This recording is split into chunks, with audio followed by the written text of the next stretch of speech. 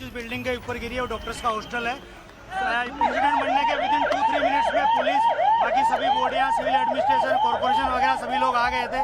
Fire fighter वगैरह स्थल पे हाजिर है। लोगों को बचाने की और रेस्क्यू करने की कार्रवाई जारी है। ऑलमोस्ट 70 से 80% एरिया हमने क्लीन कर लिया, बाकी आने समय में हम लोग क्लियर कर लेंगे। मैं सभी मीडिया के मित्रों से रिक्वेस्ट करता हूं, सभी हमसे सहयोग करें। जितनी पुलिस, उसके अलावा जितनी भी agency, army, BSF, CISF, corporation, collector office के सभी स्टाफ सभी यहाँ काम में लगे हुए हैं। प्लीज हमसे सहयोग करिए और थोड़ी सी हमारे लिए जगह बना के रखिए ताकि हम एम्बुलेंस को ग्रीन कॉरिडोर बना के हॉस्पिटल तक पहुंचा सके। Thank you.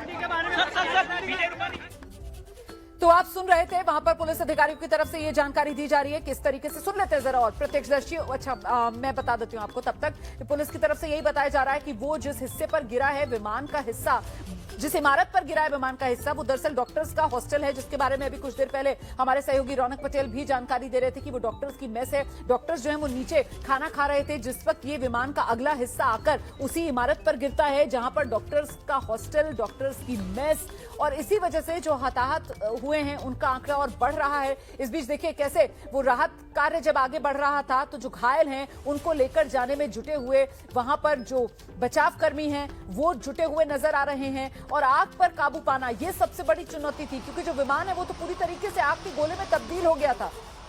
जो दमकल कर्मी हैं वो मौके पर आग बुझाने में जुटे हुए थे, और फिर जो एनडीआरएफ की टीम, एसडीआरएफ की टीम या अन्य जो सीआईएसएफ की टीम, जो बीएसएफ की टीम मौके पर पहुंच रही थी, वो जल्दी से जल्दी इस मलबे में जो भी लोग फंसे हुए थे उनको बाहर निकालकर अस्पताल पहुंचाने के काम में लगी हुई थी। उस वक्त की ये तस्वीरें आपके सामने हैं। अभी का जो अपडेट है वो ये कि करीब 80% हिस्सा जो है वो इस विमान दुर्घटना का वो क्लियर कर लिया गया है। जो 80% क्रैश का हिस्सा है वो क्लियर कर दिया गया है, और ऐसे में अभी भी मलबे में कुछ निशान जिन्हें आप देखेंगे तो समझ सकते हैं कि कितना भीषण ये हवाई हादसा हुआ है।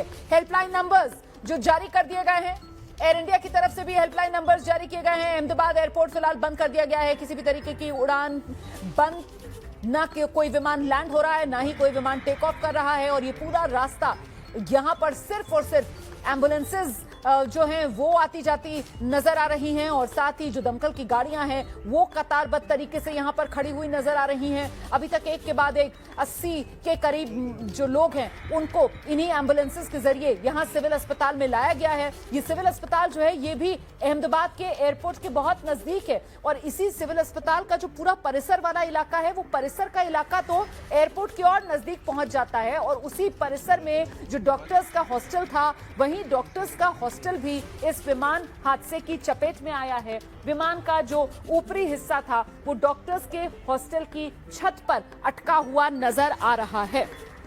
तो ऐसे में ये तस्वीरें जो हम लगातार आपको दिखा रहे हैं, और हम दिखा रहे हैं कैसे ये हादसा हुआ।